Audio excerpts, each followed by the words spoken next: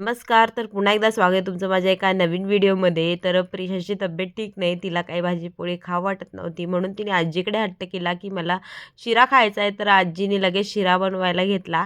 शिरा बनवण्यासाठी एका गॅसवर पाणी गरम करायला ठेवलं आणि दुसऱ्या गॅसवर कढईमध्ये तूप गरम करायला ठेवलं होतं. तूप चांगलं कडकडीत गरम झालं, की 1.5 कप इतका रवा घातला. आता रवा जो आहे तो चांगला लालसर रंग येईपर्यंत भाजून घेणार आहे. एकदम कमी गॅसवर हा रवा जो आहे तो आई भाजते आहे.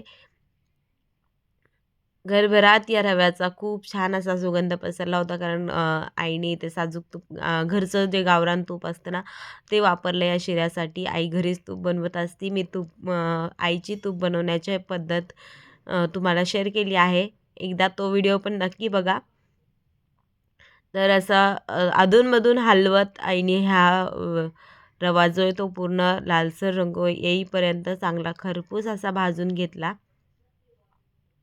आणि पाणी तर गरम झालेलंच होतं.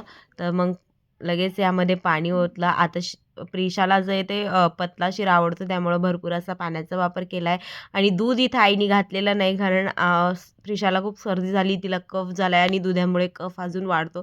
त्यामुळे दुधाचा वापर इथं केला नाही. तसं तो गोड पण नाही खाल्लं पाहिजे, पण काय करावं ना, ती काहीच खात नाही आहे. मग तिच्या आवडीचे पदार्थ काहीतरी तिला करून थोडं का होईना ती खाईल या हिशोबाने आम्ही तिला शिरा बनवून दिला.